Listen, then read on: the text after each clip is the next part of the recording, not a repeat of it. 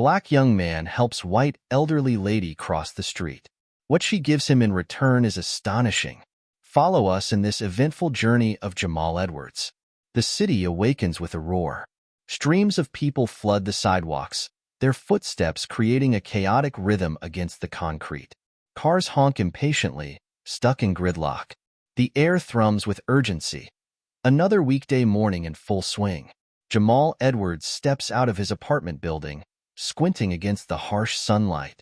He smooths down his crisp white shirt, adjusting the knot of his navy blue tie. The fabric feels strange against his skin, a far cry from his usual t-shirts and hoodies. But today isn't usual. Today could change everything. He glances back through the open doorway. His mother, Angela, rushes around their small kitchen, gulping down coffee between bites of toast. Her nurse's scrubs are wrinkled from too many washes.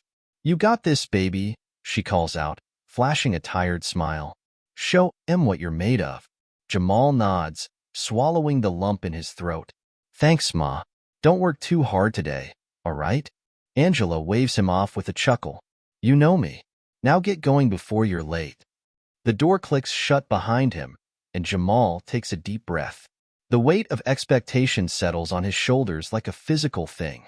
He starts walking, his polished shoes tapping out a steady beat. The neighborhood unfolds around him, a patchwork of old and new. Weathered brownstones stand shoulder to shoulder with sleek modern apartments. A bodega owner sweeps his storefront, nodding at Jamal as he passes. Across the street, a group of kids in pristine uniforms wait for the school bus, their chatter rising above the traffic noise. Jamal's eyes linger on a boarded-up building, its windows dark and empty. A faded, for lease, sign hangs crookedly in the doorway.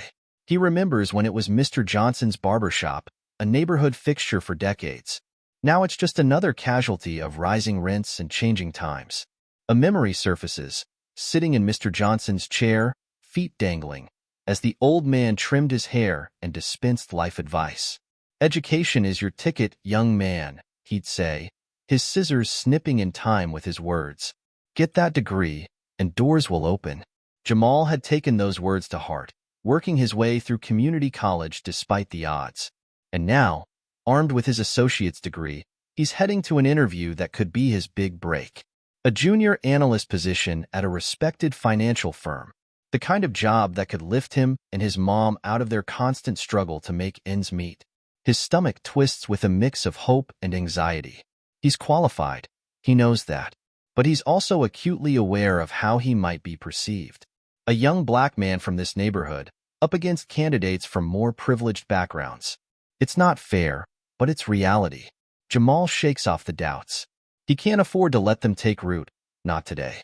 He quickens his pace, weaving through the crowd with determination. As he approaches a busy intersection, something catches his eye. An elderly woman stands at the curb, her thin frame tense with apprehension. She grips a polished wooden cane, knuckles white against the dark wood. Her eyes dart between the surging traffic and the crosswalk signal, which blinks its unforgiving countdown. Jamal hesitates. He glances at his watch, then back at the woman. The smart move would be to keep going. He can't afford to be late, not today. But there's something in the woman's posture that tugs at him, a vulnerability that cuts through his own preoccupations. Before he can second-guess himself, Jamal changes course. "Excuse me, ma'am," he says, approaching with a gentle smile. "Would you like some help crossing?" The woman turns, startled. Her eyes, a faded blue, widen as she takes him in. There's a flicker of something, hesitation, suspicion, before her expression softens. "Oh," she says, her voice quavering slightly. "That's very kind of you, young man, but I wouldn't want to trouble you." Jamal shakes his head. "It's no trouble at all. I'd be happy to assist." He notices details now, the pearls at her throat, the well-tailored coat that speaks of better days. This is a woman used to independence, struggling to accept its gradual erosion. "Well," she says after a moment, "if you're sure it's no bother." "Not at all, ma'am. I'm Jamal, by the way." "Eleanor Whitmore," she replies, inclining her head slightly. "A pleasure to meet you, Jamal."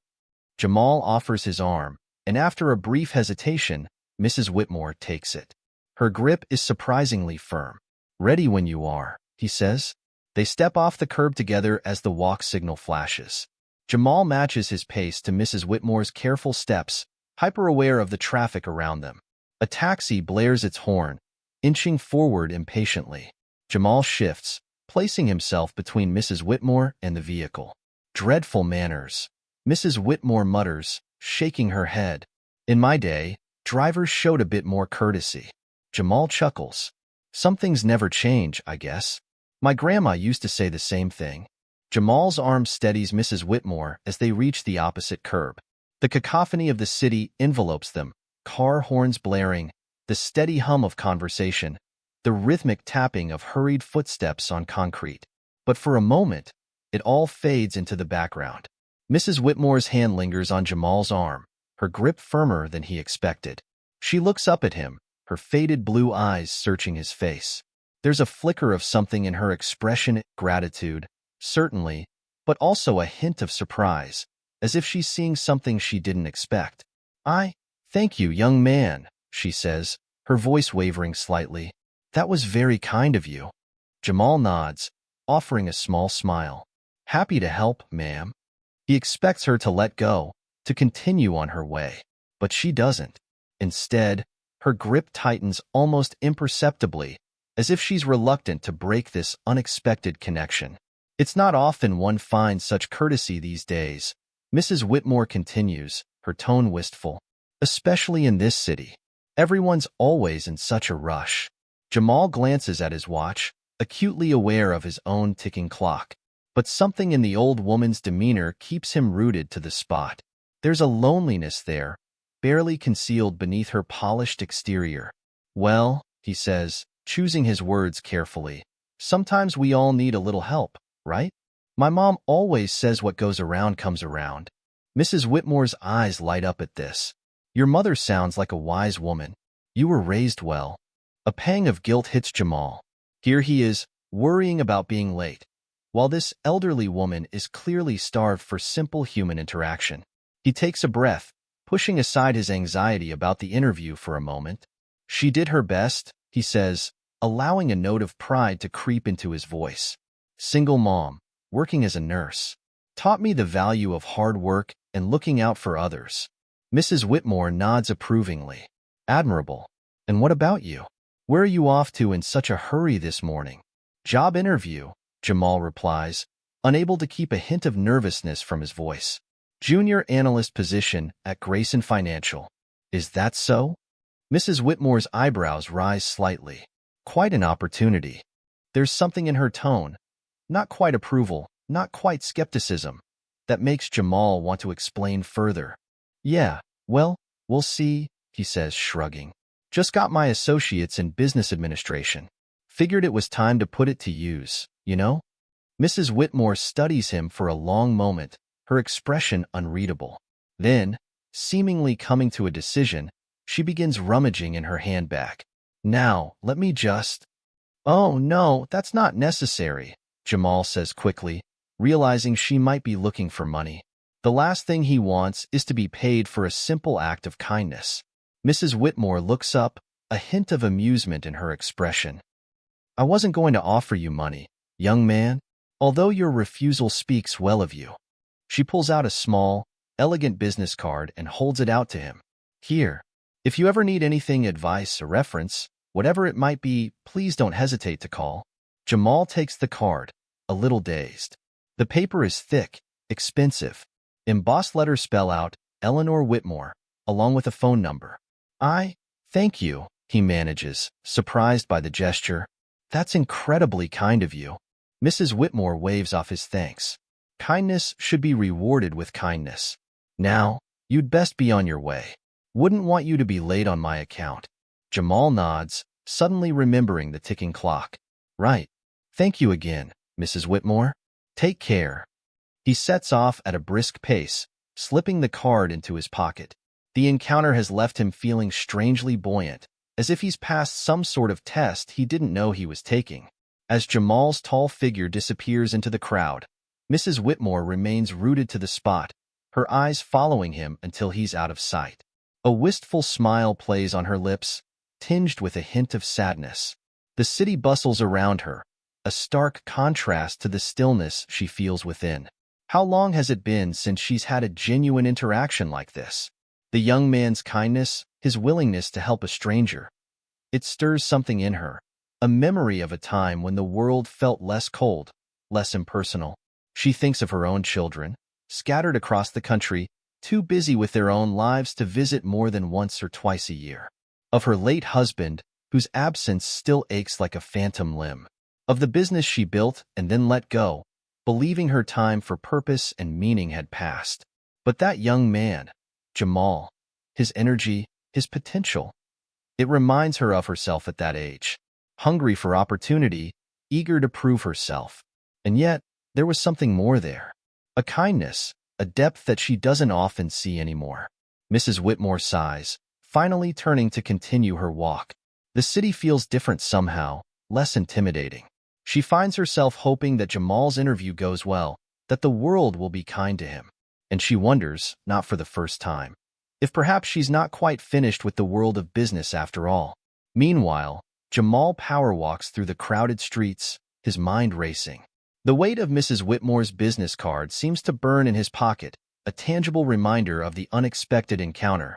But as he approaches the towering glass and steel structure that houses Grayson Financial, his focus shifts. The building looms over him, its reflective surface throwing back a distorted image of the bustling city. Jamal takes a deep breath, squaring his shoulders. This is it. The opportunity he's been working towards, the chance to start building a better life for himself and his mom. He pushes through the revolving doors, entering a lobby that seems to swallow sound. The click of expensive shoes on marble echoes around him. Men and women in tailored suits hurry past, their faces set in expressions of determined purpose. For a moment, doubt creeps in. Jamal feels acutely out of place, hyper-aware of his second-hand suit and the neighborhood he left behind this morning. But he pushes the feeling aside. He's earned his place here, same as anyone else. He approaches the reception desk, where a polished young woman greets him with a practiced smile. "Good morning," Jamal says, keeping his voice steady. "I'm here for an interview with Mr. Grayson." Jamal Edwards. The receptionist taps at her computer, then nods. "Of course, Mr. Edwards. Please take the elevator to the 14th floor. Someone will meet you there." Jamal thanks her and heads for the bank of elevators. As he waits, he catches his reflection in the polished doors. The face that looks back at him is composed, professional, ready. The elevator arrives with a soft chime. Jamal steps inside, his heart racing despite his calm exterior. As the doors slide shut, he feels the weight of the business card in his pocket. A reminder that kindness can appear in unexpected places, even on the most important days. The elevator ascends swiftly, and before Jamal knows it, he's stepping out onto the 14th floor. The atmosphere here is different, charged with an energy that's part excitement, part tension. He's not the only one here for an interview, he realizes. Several other young people, all impeccably dressed, sit in a waiting area, their postures rigid with nerves. A receptionist directs Jamal to take a seat. He does, trying not to fidget as he waits. The minutes tick by slowly. He observes his competition. Most seem to come from more privileged backgrounds, their suits clearly designer, their confidence bordering on arrogance. Jamal takes a deep breath, reminding himself that he belongs here just as much as they do. Finally, a door opens, and a middle-aged man steps out. "Jamal Edwards?" he calls, glancing around the room. Jamal stands, straightening his tie. "That's me, sir." The man, the interviewer, Jamal assumes, gives him a cursory once-over. There's something in his expression, a flicker of, what? Surprise? Disappointment? It's gone before Jamal can be sure. "This way," the man says, turning on his heel without waiting for a response. Jamal follows him into a stark, minimalist office. The walls are bare except for a few framed certificates and a large, imposing painting of a bull. The symbol of a bullish market, Jamal realizes. It's meant to be impressive, he supposes, but it just feels cold. "Have a seat," the interviewer says, gesturing to a chair in front of the desk. He doesn't introduce himself as he settles into his own seat. immediately picking up a file, Jamal's resume, presumably. So, the man says, his eyes skimming the paper, Jamal Edwards. Associate's degree from Community College of Philadelphia. There's a note in his voice that makes Jamal's spine stiffen. He opens his mouth to speak, to explain his circumstances, his work ethic. But the interviewer continues as if he hasn't noticed. Tell me, Mr. Edwards, why do you think you're qualified for this position? The question hangs in the air, its implications clear. Jamal takes a breath, pushing down the surge of indignation. He's prepared for this. He knows his worth. Well, sir, he begins, while my degree may not be from an Ivy League school, I've worked hard to excel in my studies while also gaining real-world experience. I've held various part-time jobs throughout college, which have taught me valuable skills in time management, customer service, and adaptability. I'm a quick learner, dedicated, and I bring a unique perspective that I believe could be an asset to your team. The words come out smoothly, rehearsed but sincere. But as Jamal speaks, he can see the interviewer's eyes glazing over. The man's attention is already drifting back to the resume, his pen tapping an impatient rhythm on the desk. The interviewer murmurs, clearly unimpressed. And what do you know about Grayson Financial? Jamal launches into his prepared response, detailing the company's history, its recent acquisitions, its position in the market. But with each word, he can feel the opportunity slipping away. The interviewer's body language, his clipped responses, the way he barely makes eye contact, it all screams disinterest. The rest of the interview passes in a blur. The questions are perfunctory, the responses barely acknowledged. Jamal tries to inject enthusiasm into his answers, to showcase his knowledge and passion, but it's like speaking to a brick wall.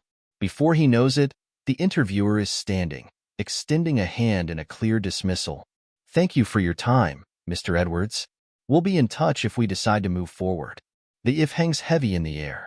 Jamal knows, with a sinking feeling, that he won't be hearing from them again. He shakes the man's hand, murmuring his own thanks, and walks out of the office. The other candidates in the waiting room barely spare him a glance, too wrapped up in their own nervous anticipation. As the elevator doors close behind him, Jamal lets out a long, shaky breath. The disappointment is a physical ache in his chest. He'd known it was a long shot, but he'd allowed himself to hope, to dream of what this job could mean for him, for his mom, for their future. The lobby seems even more imposing now, the click of expensive shoes on marble a mocking reminder of a world that seems determined to keep him out. Jamal walks out into the bright sunlight, blinking against its glare. He starts the long walk home, his mind replaying every moment of the interview. What could he have said differently? What did he do wrong? The questions circle endlessly, each one a fresh stab of self-doubt. Jamal trudges down the bustling sidewalk, his shoulders slumped and his gaze fixed on the cracked concrete beneath his feet. The cacophony of car horns and chattering pedestrians fades into the background as he replays the disastrous interview in his mind. A delivery guy on a bike whizzes past, nearly clipping Jamal's elbow. He jerks back, his heart racing, and takes a deep breath. "Come on, man," he mutters to himself. "You can't give up. Mom's counting on you." The thought of his mother, Angela, working another double shift at the hospital, sends a pang through his chest.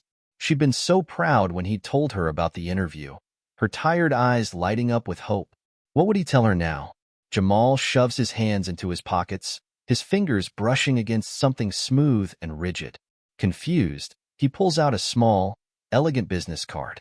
Mrs. Eleanor Whitmore, it reads in flowing script, followed by a phone number. He stops walking, staring at the card as the memory of the morning's encounter floods back. The frail old woman, her trembling hands gripping her cane as she peered anxiously at the busy street. The warmth of her gratitude when he'd helped her cross safely. "If you ever need anything, young man," she'd said, pressing the card into his hand, "don't hesitate to call." Jamal's thumb traces the embossed lettering as he considers his options. What could Mrs. Whitmore possibly do for him? She was just a kind old lady he'd helped on a whim. And yet, what did he have to lose? He glances at his watch, grimacing at the time. His mom won't be home for hours, and the thought of sitting alone in their empty apartment, dwelling on his failure, makes his stomach churn. Before he can talk himself out of it, Jamal pulls out his phone and dials the number on the card. It rings once, twice, 3 times. He's about to hang up when a warm, slightly quavering voice answers. Hello? Mrs. Whitmore? This is Jamal. Jamal Edwards? I helped you cross the street this morning? There's a brief pause, and Jamal's heart sinks. She's probably forgotten all about him. But then her voice comes back, filled with genuine pleasure. Jamal. Of course, I remember you. I'm so glad you called. How did your interview go, dear? Jamal swallows hard, caught off guard by her interest. It didn't go well, he admits. I don't think they'll be calling me back. Oh, I'm sorry to hear that, Mrs. Whitmore says, her voice softening with sympathy. You know, I was hoping we might have a chance to talk more. Would you like to come over? I have something I'd like to discuss with you. Jamal blinks, surprised by the invitation. Are you sure? I don't want to impose. Nonsense, Mrs. Whitmore says firmly. I wouldn't have given you my card if I didn't mean it. Do you have a pen? I'll give you my address. 20 minutes later, Jamal stands before an imposing brownstone in one of the city's more affluent neighborhoods. The house is grand, with ornate stonework and tall windows, but there's a slight air of neglect about it. The small front garden is overgrown, and a shutter on one of the upper windows hangs crookedly. Jamal hesitates, suddenly feeling out of place in his slightly wrinkled interview suit. He's about to turn around when the front door swings open, revealing Mrs. Whitmore. She's dressed more casually now, in a soft cardigan and slacks, but her white hair is still perfectly coiffed. Her face lights up when she sees him. Jamal. Come in, come in. I'm so glad you could make it. Jamal follows her into a spacious foyer, his eyes widening at the crystal chandelier overhead and the plush carpets beneath his feet. Mrs. Whitmore leads him through to a cozy living room, gesturing for him to take a seat on a floral-patterned sofa. Would you like some tea? She asks, already moving towards a silver tea service on a side table. Yes, please, Jamal says, his mouth suddenly dry. Thank you, Mrs. Whitmore. Oh, call me Eleanor, dear, she says, pouring tea into delicate china cups. Mrs. Whitmore makes me feel so old.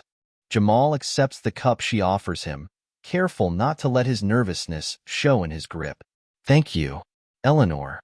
Eleanor settles into an armchair across from him, her keen eyes studying his face. Now then, she says, why don't you tell me a bit about yourself, Jamal? About your life, your family, your dreams? Jamal takes a sip of tea, buying himself a moment to gather his thoughts. Then, hesitantly at first but with growing confidence, he begins to talk. He tells her about growing up in a tough neighborhood, about losing his father when he was 12, and watching his mother work herself to the bone to keep them afloat. He talks about his determination to make something of himself, to build a better life for his mom, and to make a difference in his community. I want to prove that it's possible, you know? Jamal says, his voice thick with emotion, that someone like me can make it, can do something good in the world. But it feels like every door is closed before I even get a chance to knock. Eleanor listens intently, her expression softening as Jamal speaks. When he finishes, she sets her teacup down with a gentle clink. Thank you for sharing that with me, Jamal, she says quietly. I can see how much you've overcome, and how hard you're willing to work for your dreams. It reminds me of myself, many years ago. Jamal looks at her curiously, and Eleanor's eyes take on a faraway look. I wasn't always the old lady you see before you, she says with a wry smile. Once upon a time, I was a young woman with big dreams and a chip on my shoulder. I built a successful business from the ground up, fighting tooth and nail for every opportunity. She pauses, a shadow passing over her face. But after my husband passed away, I found I didn't have the heart for it anymore. I sold most of the business and retired.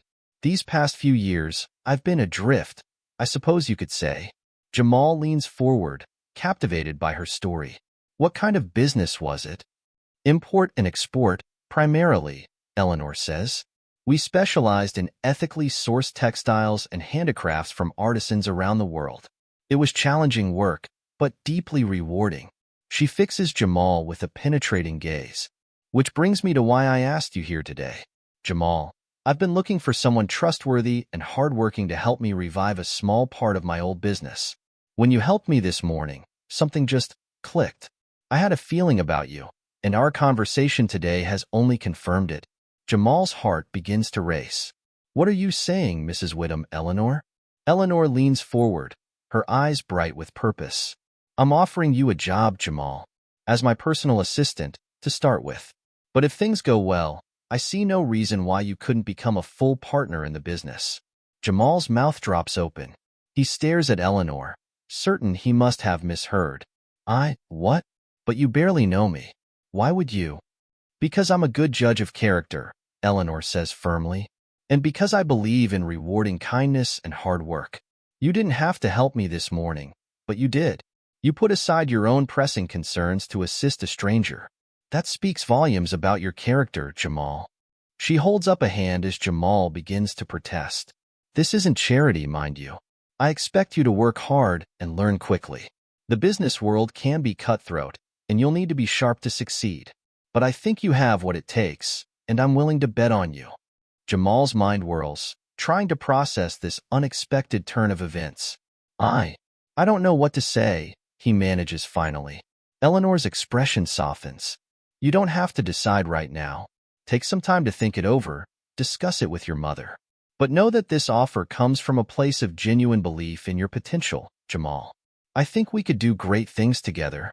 Jamal nods slowly, a spark of hope igniting in his chest. Thank you, Eleanor. It's more than I ever could have imagined. I promise I'll give it serious thought. That's all I ask, Eleanor says with a warm smile. She glances at the ornate clock on the mantelpiece. Oh my, look at the time. Your mother will be wondering where you are. As if on cue, Jamal's phone buzzes with a text from his mom, asking how the interview went. He looks up at Eleanor, a lump forming in his throat. Go on, she says gently. Go home and talk to your mother. You know where to find me when you've made your decision. Jamal stands, shaking Eleanor's hand with both of his. Thank you, he says again, infusing the words with all the gratitude he can muster. For everything. As he walks home, his steps are lighter, his head held high. The city around him seems different somehow, full of possibility where before there had only been obstacles. For the first time in a long while, Jamal allows himself to hope, to dream of a future limited only by his own determination and hard work. He thinks of his mother, imagining the look on her face when he tells her about Eleanor's offer.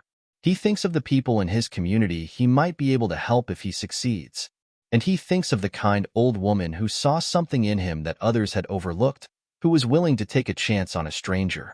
Jamal's hand closes around the business card in his pocket, and he smiles.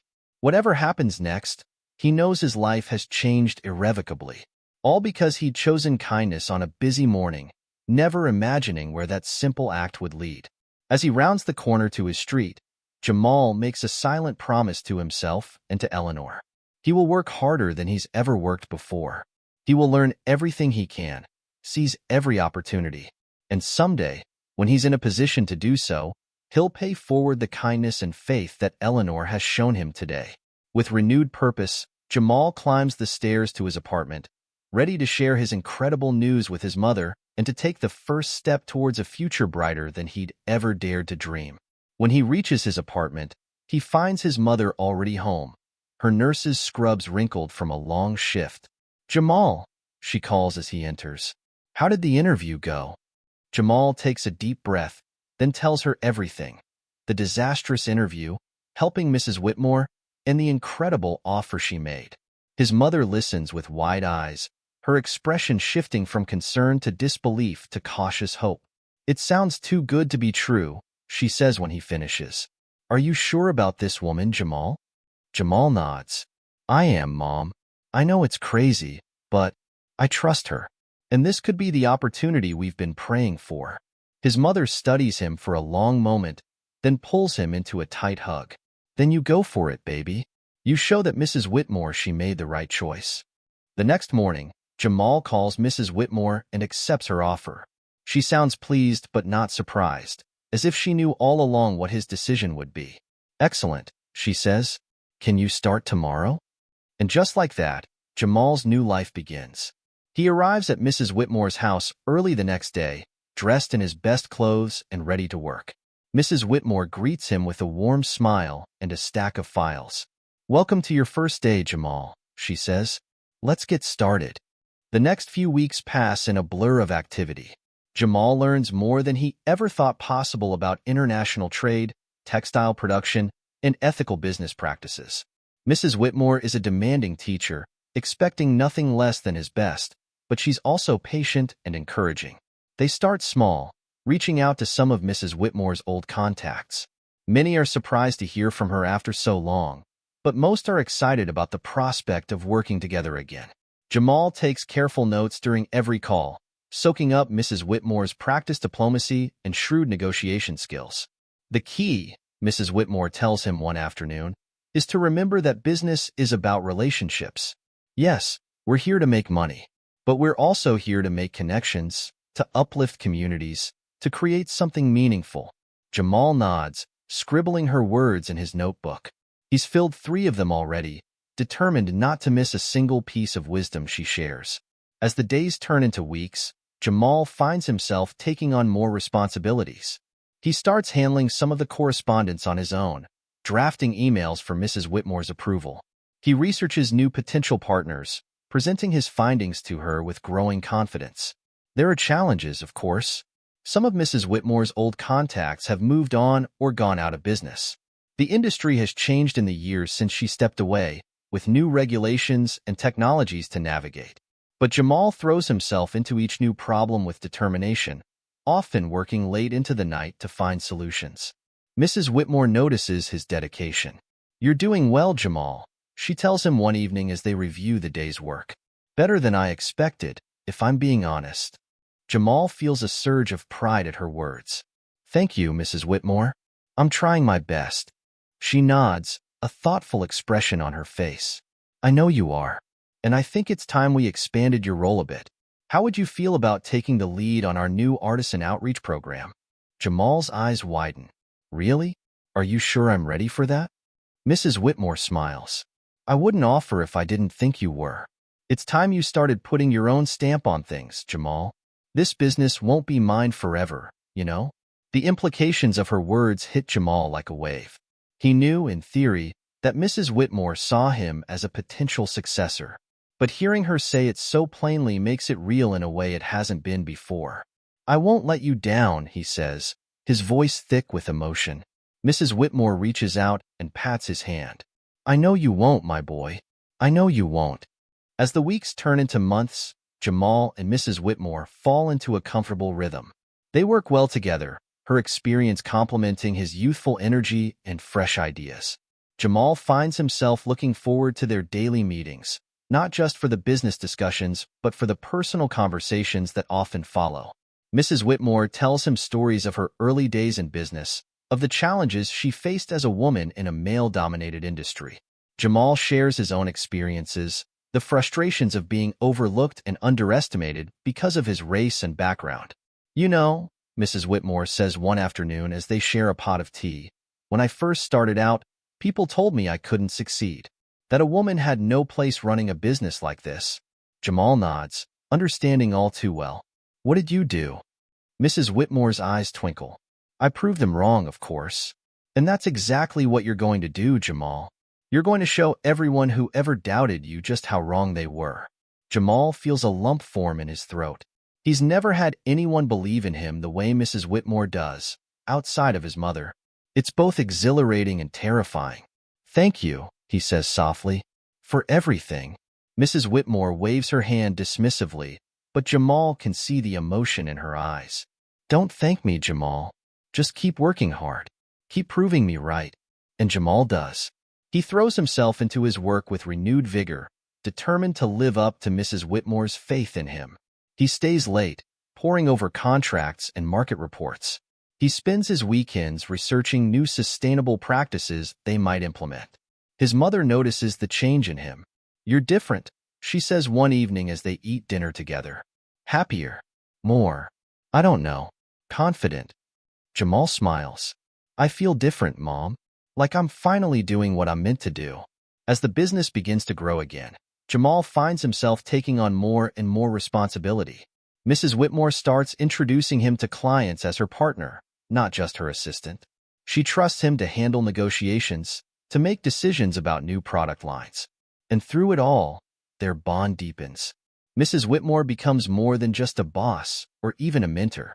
She becomes family, filling a void in Jamal's life he didn't even know existed. One evening, as they wrap up a particularly successful day, Mrs. Whitmore turns to Jamal with a serious expression. "You know, Jamal," she says, "when I decided to revive this business, I wasn't sure if I was making the right choice. I wondered if I was just an old woman clinging to past glories." Jamal starts to protest, but she holds up a hand to stop him. "But watching you these past months, seeing your passion and your drive, it's reminded me why I loved this work in the first place. You've brought new life to this business, Jamal. And to me." Jamal feels tears prick at his eyes. "Mrs. Whitmore, I dash." She smiles, her own eyes suspiciously bright. "I know, my boy. I know. Now, what do you say we call it a night and start fresh tomorrow? We've got a big day ahead of us." As Jamal leaves the house that night, he pauses on the front steps, looking back at the grand old building. He thinks about the journey that brought him here, about the random act of kindness that changed his life. With a smile on his face and determination in his heart, Jamal steps off the porch and into the night, ready to face whatever tomorrow brings. The next few months fly by in a whirlwind of activity. Jamal finds himself taking on more and more responsibility within the company. He leads projects, makes crucial decisions, and becomes the face of their community outreach efforts. One crisp autumn morning, he stands before a group of high school students, his hands steady as he adjusts the microphone. "I know what it's like to feel like the odds are stacked against you," he begins, his voice carrying across the auditorium. "I've been where you are, but I'm here to tell you that with hard work, determination, and a little help, you can achieve your dreams." He tells them about the internship program they're launching, about the scholarships they're offering. As he speaks, he sees hope kindling in their eyes, the same hope he once dared to feel. After the presentation, a young girl approaches him, her hands twisting nervously in front of her. "Mr. Edwards," she says softly, "do you really think someone like me could work for a company like yours someday?" Jamal kneels down to meet her eyes. "What's your name?" "Tasha," she replies. "Well, Tasha, I don't just think you could. I know you can. And I'm going to do everything in my power to make sure you and every other kid in this neighborhood gets that chance." As he walks out of the school, his phone buzzes with a text from Mrs. Whitmore. "Proud of you." It reads simply. Jamal smiles, feeling a lump form in his throat. Back at the office, he finds Mrs. Whitmore waiting for him, a stack of papers on her desk. "Jamal," she says, her voice serious, "I think it's time we made our partnership official." His eyes widen. "Mrs. Whitmore, She holds up a hand, silencing him. "You've more than proven yourself, my dear. This company wouldn't be where it is today without you. It's time you had the title to match your contributions." With trembling hands, Jamal signs the papers. As Mrs. Whitmore's pen scratches across the last line, he feels a weight lift from his shoulders. He's no longer just an assistant or even a protege. He's a partner, an equal. "Thank you," he manages to say, his voice thick with emotion. "For everything." Mrs. Whitmore reaches across the desk and squeezes his hand. "No, Jamal. Thank you. You've brought new life to this old business and to me as well." In the months that follow, the business continues to thrive under their joint leadership. Jamal's community initiatives pay off, not just in goodwill but in tangible results. They hire talented local workers who bring fresh perspectives and energy to the company. Their support of community events raises their profile and attracts new clients who appreciate their commitment to social responsibility. A few weeks later, Jamal stands before the board of directors, presenting his latest idea. "I propose we establish a scholarship fund," he says, his voice confident, "in Mrs. Whitmore's name, to help young people from underprivileged backgrounds pursue their dreams." He glances at Mrs. Whitmore, seeing tears glistening in her eyes. The board members nod approvingly, and Jamal feels a surge of pride. This is why he does what he does, not just for himself, but for others who need a helping hand. After the meeting, Mrs. Whitmore pulls him aside. A scholarship fund? In my name? She asks, her voice wavering slightly. Jamal nods. It's the least I can do to honor everything you've done for me. And it's a way to ensure your legacy lives on, helping others the way you helped me. Mrs. Whitmore embraces him, a gesture so unexpected that Jamal is momentarily stunned. You're a good man, Jamal Edwards, she says softly. Don't ever forget that. As the weeks pass, Jamal finds himself busier than ever. Between managing the growing business, overseeing the scholarship fund, and continuing their community outreach efforts, he barely has a moment to breathe. But he wouldn't have it any other way. One morning, as he's hurrying to a meeting, he spots an elderly woman struggling to cross the busy street. Without hesitation, he changes course. Excuse me, ma'am, he says gently. Would you like some help crossing? The woman looks up at him, relief flooding her features. Oh, yes, thank you, young man. These cars move so fast these days. As Jamal carefully guides her across the street, he can't help but think of that day with Mrs. Whitmore. How a simple act of kindness changed the course of his life. There you go, he says as they reach the other side. Safe and sound. The woman pats his arm gratefully. Bless you, dear. It's nice to know there are still good people in this world. Jamal smiles. Just paying it forward, he says softly. As he turns to go, he spots Mrs. Whitmore watching from her car, a proud smile on her face. She gives him a small wave, and he returns it, feeling a sense of completion. That evening, as Jamal sits in his new office, larger now, with a view of the city, he reflects on how far he's come. From a struggling young man to a successful businessman and community leader. He thinks of his mother, now able to work fewer hours thanks to his success. Of the young people whose lives are being changed by their scholarship fund. Of Mrs. Whitmore, who took a chance on him and became not just a mentor, but a friend. As the sun sets over the city, casting a golden glow through his office window, Jamal makes a silent promise.